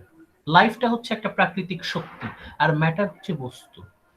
লাইফ যখন ম্যাটারের মধ্যে প্রবেশ করলো তখনই কিন্তু ম্যাটার নড়াচড়া শুরু করলো। আমাদের মধ্যে যেমন বলা হয় আমাদের শরীরটা হচ্ছে, মানে রিলিজিয়াস পয়েন্ট অফ ভিউ থেকে, our body is made of blood and soil, রক্ত এবং মাটি দ্বারা। তো এখন এই জায়গায় মানে আমাদের বলছে না যে রূহ, শরীরের মধ্যে রূহ প্রবেশ করে এবং শরীর নড়াচড়া করে। সেই রূহটাকেই এই তার মানে ফিলোসফিতে বলেছেন that is life force. Life force ম্যাটারে প্রবেশ করে এবং ম্যাটার নড়াচড়া করতে পারে, এবং লাইফ এই ম্যাটারের মধ্যে প্রবেশ করে নিজেকে আরো উন্নত করে। লাইফ নিজে নিজে উন্নত হতে পারে না, লাইফকে উন্নত হতে হলে ম্যাটারের মধ্যে প্রবেশ করতে হয়। লাইফ ম্যাটারের মধ্যে প্রবেশ করে এবং হয়ে যায় লিভিং অর্গানিজম। মানুষ যখন মারা যায় তখন কি হয়? এখন পর্যন্ত আমরা যেটা বুঝি, মানুষ যখন মারা যায় তখন তার লাশটা পড়ে থাকে, আত্মাটা বের হয়ে যায়। আবার তার উল্টা দিকে যখন আসি, যতক্ষণ আত্মাটা তার শরীরে ছিল তখন সে কিন্তু নড়াচড়া করতে পারতো, অ্যানিমেট করতে পারতো নিজেকে। তার মানে লাইফ হচ্ছে একটা ফোর্সের মতো, এটা শরীর থেকে বের হয়ে যায়। আর আমাদের শরীরটা হচ্ছে ম্যাটার, ম্যাটেরিয়াল। লাইফ শরীরের ভেতরে প্রবেশ করে যখন, তখন কিন্তু শরীর নড়াচড়া করে। লাইফ এবং ম্যাটার দুটো একত্রিত হয়েই হয় লিভিং অর্গানিজম। লিভিং অর্গানিজম হতে হলে লাইফও থাকতে হবে, ম্যাটারও থাকতে হবে, যে কোনো একটা চলে গেলে হবে না। আবার লাইফ শুধু নিজে নিজে নিজেকে উন্নত করতে পারে না। লাইফ যদি নিজেকে উন্নত করতে চায়, এভলিউশন নিশ্চিত করতে চায়, তাহলে তাকে ম্যাটারের মধ্যে প্রবেশ করতে হবে, মানে আত্মাকে একটা শরীর গঠন করতে হবে। তাহলে এখানে কিন্তু আমাদের রিলিজিয়াস এবং সায়েন্টিফিক দুটো আইডিয়া কিন্তু একত্রিত হচ্ছে। লাইফ হ্যাজ টু পারপাসেস, আমাদের জীবনের দুটো পারপাস থাকে, জীবনী শক্তির দুটো পারপাস। ইমিডিয়েট হচ্ছে to acquire new faculties and higher intelligence, নতুন নতুন ফ্যাকাল্টি, নতুন নতুন গুণাবলী অর্জন করা, নতুন নতুন দক্ষতা অর্জন করা এবং বুদ্ধি সঞ্চয় করা, ধীরে ধীরে আরো ইন্টেলিজেন্স উন্নত করা, higher intelligence, new skill and intelligence, এই দুটো অ্যাকোয়ার করা, সঞ্চয় করা, এটা হচ্ছে ইমিডিয়েট পারপাস। আর আলটিমেট পারপাস হচ্ছে টু পাস বিয়ন্ড ম্যাটার, এটা পরবর্তী প্রজন্মের কাছে দিয়ে যাওয়া। তাহলে এই যে এই জিনিসগুলো হচ্ছে আপনারা মোটামুটি আইডিয়া নিয়ে রাখবেন। এর পরের যে স্লাইড গুলো আছে এগুলো জাস্ট আপনার রিডিং ম্যাটেরিয়াল। এখান থেকে আমি ওইরকম মিডের জন্য কোয়েশ্চেন করবো, এটা জাস্ট সেলফ স্টাডির জন্য। আপনারা এক্সট্রা যদি সময় পান আপনারা রিডিং ম্যাটেরিয়াল রইল যে লাইফ ফোর্স কিভাবে কাজ করে, এখানে কিছু ডিটেইল আছে, আপনারা যদি সময় পান তাহলে পড়ে নেবেন। এখানে পরবর্তীতে একটা ছবি আছে, দেখেন আমাদের হাজার হাজার বছরে আমাদের হিউম্যান স্কাল কিভাবে বিবর্তন হয়েছে। প্রথমে দেখেন আমাদের চোয়াল ছিল বড়, ব্রেইন ছিল ছোট, তারপর ধীরে ধীরে মানুষের ব্রেইনটা বড় হয়েছে আর চোয়ালটা আস্তে আস্তে ছোট হয়ে গেছে। দেখেন চোয়ালটা কত বড় ছিল, এই যে এই হাড়টা দেখেন কত বড় ছিল, ধীরে ধীরে ছোট হচ্ছে এখানে আরো ছোট, সবচেয়ে ছোট। চোয়াল আস্তে আস্তে দুর্বল হচ্ছে, ব্রেইন আস্তে আস্তে বড় হচ্ছে। এটা কিন্তু একটা এভলিউশন, এটা কিন্তু ক্রিয়েটিভ এভলিউশন, যে আমাদের মানুষের স্কাল, এই মাথার খুলিটা যদি আমরা দেখি হাজার হাজার বছরে কিভাবে পরিবর্তন হচ্ছে, ব্রেইনটা বড় হচ্ছে। এখন কি চাইনিজদেরকে এরকম দেখতে লাগে না স্যার, যে ওদের চেহারাটা ছোট হয়ে গেছে আস্তে আস্তে? এটা কি ওইরকম মিন করতেছে? না, এটা হচ্ছে, এটা আপনি এত সহজে বুঝতে পারবেন, এটা তো লক্ষ লক্ষ বছর অবজার্ভ করতে হয়, সেটা আমাদের পক্ষে সম্ভব না। আমরা আমাদের যে ফসিল পেয়েছি সেখানে আমরা দেখেছি যে 2 থেকে 3 মিলিয়ন, 20 থেকে 30 লক্ষ বছর আগে মানুষের মাথার খুলিটা এরকম ছিল, তখনকার মানুষ যারা। ধীরে ধীরে এই যে 7,50,000 বছর আগে এরকম, 1 লক্ষ থেকে 40,000 বছর আগে এরকম, সরি 1 লক্ষ থেকে 4 লক্ষ থেকে 1 লক্ষ বছর আগে এরকম, আর 40,000 বছর আগে থেকে মানুষের খুলিটা মোটামুটি এরকম। সারা পৃথিবীর সব মানুষেরই মাথার খুলি মূলত এরকম, সবাই ভিতরে সবাই এক, আপনি বাইরে আলাদা দেখলে কি হবে। আচ্ছা, এরপরে shows person of human relationship, এটা হচ্ছে আপনাদের নিজেরা পড়তে হবে। এটা কিন্তু আপনাদের নিজেরা পড়বেন, এটা আপনাদের ওই যে গ্রুপ যখন তৈরি করবেন তখন এটা আপনারা নিজেরা পড়বেন। এখান থেকে আমি আপনাদের কোয়েশ্চেন করব।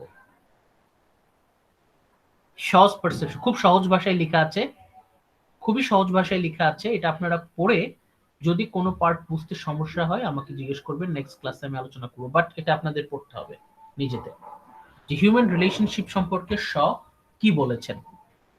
ফাইনালি শ'স ভিউ অফ ম্যারেজ, বিবাহ সম্পর্কে শ উনি কি মতবাদ দিয়েছেন। শ তার মানুষের যে সম্পর্ক, নারী পুরুষের সম্পর্ক বিষয়ে জর্জ বার্নার্ড শ'র মতবাদ কি, আর ম্যারেজ এই বিষয়ে জর্জ বার্নার্ড শ'র মতবাদ কি। এটা আপনারা গ্রুপ স্টাডি করবেন, গ্রুপ যে তৈরি করবেন গ্রুপ স্টাডি করবেন। গ্রুপ স্টাডি করার পরে যে পার্টগুলো আপনারা বুঝতে পারবেন না, এমন কোনো পার্ট থাকার কথা না যেটা বোঝা যায় না, কারণ পুরোটা সহজ, ভেরি ইজি, সহজ ভাষায় লেখা, খুবই সহজ ভাষায় লেখা, কোনো সমস্যা হওয়ার কথা না। এটা আপনারা পড়ে যদি কোনো পার্ট বুঝতে অসুবিধা হয় অবশ্যই আমাকে জানাবেন। এখন লেটস রিক্যাপ, আমাদের মিড টার্মের জন্য কোন পার্টগুলো জরুরি। প্রথম স্লাইডটা তো আমাদের লেকচার 2 এর সামারি ছিল, এই যে স্লাইডটা দেখতে পাচ্ছেন দ্য লাইফ ফোর্স, এটা হচ্ছে গত লেকচারের সামারি। এরপরে এটা হচ্ছে আমাদের অ্যাক্ট 3 এবং অ্যাক্ট 4 এর একটা সামারি, মানে কাহিনীর শেষের দিকে কি হয়, আমাদের নাটকের শেষে কি হয় তার একটা, এটা কিন্তু অলরেডি আমরা লেকচার 1 এ পড়েছি, ওইটাই আমরা একটু অন্যভাবে এখানে মূল পয়েন্টগুলো এখানে আলোচনা করছি। এটা কিন্তু আপনাদের মিডের জন্য ইম্পর্টেন্ট। তাহলে আমাদের এই যে স্লাইড 3টা এটা কিন্তু ইম্পর্টেন্ট। এই যে সাইডে দেখেন আমাদের একটা নাটক হয়েছিল, এই যে অ্যান এবং ট্যানার দুজন পাশাপাশি দাঁড়িয়ে আছে দেখতে পাচ্ছেন। এই স্লাইডটা কিন্তু ইম্পর্টেন্ট, মার্ক করে রাখেন। এই যে নায়ক নায়িকা দাঁড়িয়ে আছে সুন্দর, এটা আপনাদের মিডের জন্য ইম্পর্টেন্ট। তারপরেরটাও ওইটার সাথে কানেক্টেড, তারপরেরটা the life force and Man and Superman খুব ইম্পর্টেন্ট, এটার সাথে এটা কানেক্টেড। লিখে রাখেন স্লাইড 3, স্লাইড 4 ভেরি ইম্পর্টেন্ট।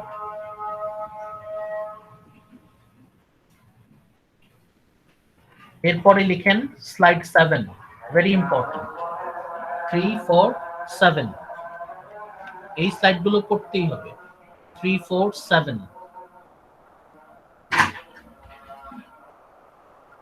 3, 4, 7 একটা বাদ পড়ে গেছে। 5 সরি 3, 4, 5, 7 লিখে রাখেন আজকের স্লাইডে। 3, 4, 5, 7 এই চারটা স্লাইড আপনাদেরকে মাস্ট খুব ভালোভাবে আইডিয়া রাখতে হবে। 3, 4, 5, 7 এখান থেকে শর্ট কোয়েশ্চেন হবে, ভাইভার কোয়েশ্চেন এখান থেকে করা হবে। 3, 4, 5, 7 বুঝতে পেরেছেন? এখন আপনারা যেটা করবেন সেটা হচ্ছে গ্রুপটা আমাকে দেবেন। 39 ব্যাচ আপনারা 5 জন 5 জন করে গ্রুপ করে ফেলেন। সর্বোচ্চ 6 জন, 6 জনের বেশি আমি নিব না, হাইয়েস্ট 6, এবং আমাকে লিস্টটা মেসেঞ্জারে দিয়ে দিবেন। তারপর 38 ব্যাচে যারা আছেন গ্রুপ করে ফেলেন, 37 ব্যাচ যারা আছেন গ্রুপ করে ফেলেন। লাবণ্য আপনারা আপনাদের একটা গ্রুপ করেন। 38 ব্যাচে আছেন, পিঙ্কি আছেন, রাহাত আছেন, আপনারা একটা গ্রুপ করে। আর যারা একটু পুরাতন ব্যাচের আছেন তারাও একটা গ্রুপ করে ফেলেন। গ্রুপ যদি করেন তাহলে আপনাদের জন্য সুবিধা হবে, কিন্তু আমি ইন্টারঅ্যাক্ট করতে পারবো। আমি নেক্সট ক্লাসে আমি স্টুডেন্ট লিস্টটা নিয়ে বসবো, যে আমি তখন আপনাদের কাছে জানতে পারবো যে আমি কাকে কার মাধ্যমে পাবো। গ্রুপটা থাকলে আপনাদের সাথে আমার ইন্টারঅ্যাক্ট করতে সুবিধা হবে।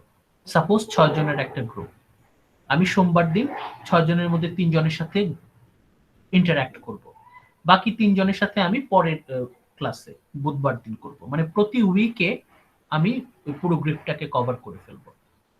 এবং আপনাদেরকে আমি যে বিভিন্ন কাজগুলো দেবো, যেমন আজকের গ্রুপ ডিসকাশনটা শেষের যে দুটো স্লাইড, আজকের যে শেষের দুটো স্লাইড ছিল না, যে যজমানের মানুষের নারী পুরুষের সম্পর্ক এবং ম্যারেজ, এটা নিয়ে উনি কি, এটা তো গ্রুপ স্টাডি, এটা হচ্ছে আপনাদের গ্রুপ ডিসকাশনে আমি এটা নিয়ে আসবো।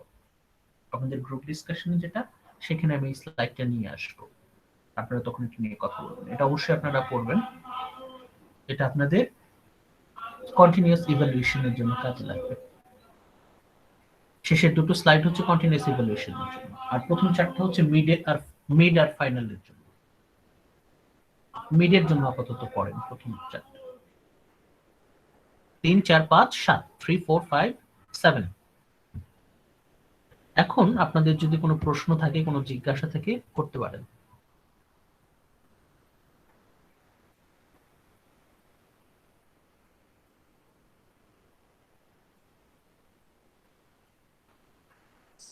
আর আমাদের মিড টার্ম ফাইনাল এই পরীক্ষাগুলো কি হবে?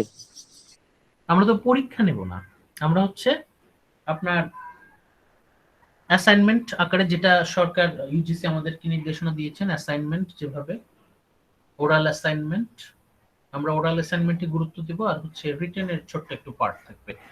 রিটেন পার্টটা থাকবে খুব ছোট ছোট, আপনাদের কোয়েশ্চেন গুলো হবে ছোট ছোট, ভেরি শর্ট, 2-3 মার্কের। আর বেশিরভাগই হচ্ছে ভাইভা টাইপের হবে, প্রেজেন্টেশন টাইপের হবে। আপনারা গ্রুপটা করে ফেলেন, কোনো ইনফরমেশন যাতে মিস না হয়। আমি যখনই কোনো নোটিশ দেবো আপনারা যেন পেয়ে যান। আর মেসেঞ্জারটি সবসময় খেয়াল রাখবেন, যারা মেসেঞ্জারে নাই তাদেরকে ট্রাই করবেন মেসেঞ্জারে নিয়ে আসার জন্য। কোনো ইনফরমেশন, কোনো ডেট যেন মিস না হয়, ঠিক আছে? যদি সাপোজ আমি একদিন আপনাদের ভাইভা নিব, ওই সারা দিনই আপনি আমাকে পাবেন। আমি শুধু ক্লাস টাইমে তো আপনাদের স্পেশালি ডেডিকেটেড টাইম থাকবে, আর হচ্ছে আমি সারাদিন ওই দিনের মধ্যে আমার সাথে যোগাযোগ করলেই হবে।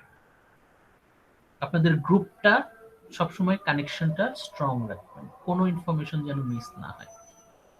লেট করলেই কিন্তু আপনারা সমস্যায় পড়ে যাবেন, আমারও সমস্যা হবে, আপনার প্রতি আমার একটা বিরক্তি রাগ জন্ম নিবে, যে আপনার জন্য আমার ডাবল পরিশ্রম করতে হইতেছে। ঠিক আছে, চেষ্টা করবেন যে যত প্যারা কম দেওয়া যায়, যত প্যারা কম নেওয়া যায়। দেখবেন কোনো ডিলে যদি না করেন, দেখবেন প্যারা লাগবে না, ক্লাসেই সবকিছু হয়ে যাচ্ছে, কমপ্লিট হয়ে যাচ্ছে। হিউজ অ্যাসাইনমেন্ট আপনাদেরকে এবার আর দেব না, ছোট ছোট এমন অ্যাসাইনমেন্ট দেবো আপনি 1 ঘন্টায় আপনার অ্যাসাইনমেন্ট শেষ হয়ে যাবে। আর হচ্ছে গ্রুপ পারফরমেন্স, গ্রুপ ড্রামা যেটা, সেটার প্রস্তুতি নেন। এটা মিডের আগেই একটা আমি নিব আপনাদের ইনশাআল্লাহ। আজকে এই পর্যন্তই থাকুক, তাহলে আজকে এই পর্যন্তই থাকুক, আবার ইনশাআল্লাহ নেক্সট ক্লাসে দেখা হবে। এখন নেক্সট ক্লাস হচ্ছে আমাদের 17 তারিখ। 17 তারিখ তো আমাদের এমনিতে ছুটি হওয়ার কথা, আনফরচুনেটলি আমাদের তো গত ক্লাসটা মিস গেছে না, সেক্ষেত্রে আমি রিকোয়েস্ট করব আপনারা দেখেন কি করবেন।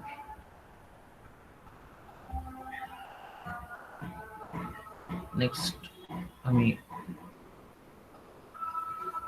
17 তারিখ ইনশাআল্লাহ আপনাদের দেখা হবে আপনাদের সাথে।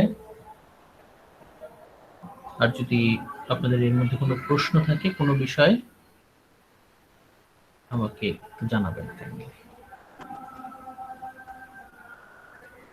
আজকে এই পর্যন্তই থাকুক, তাহলে সবাই ভালো থাকবেন, take care, thank you for coming, আসসালামু আলাইকুম, টেক কেয়ার। আসসালামু আলাইকুম স্যার। আসসালামু আলাইকুম। ওয়ালাইকুম আসসালাম। আসসালামু আলাইকুম স্যার। ওয়ালাইকুম আসসালাম, টেক কেয়ার। আসসালামু আলাইকুম স্যার। ওয়ালাইকুম আসসালাম। Thank you, sir. Assalamu alaikum. ওয়ালাইকুম আসসালাম।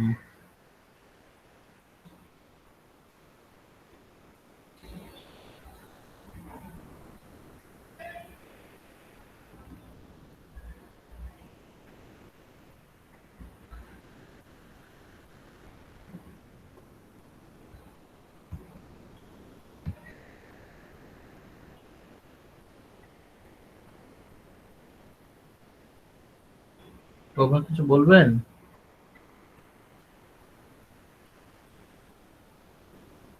ঠিক আছে, তাহলে ভালো থাকুন, আসসালামু আলাইকুম।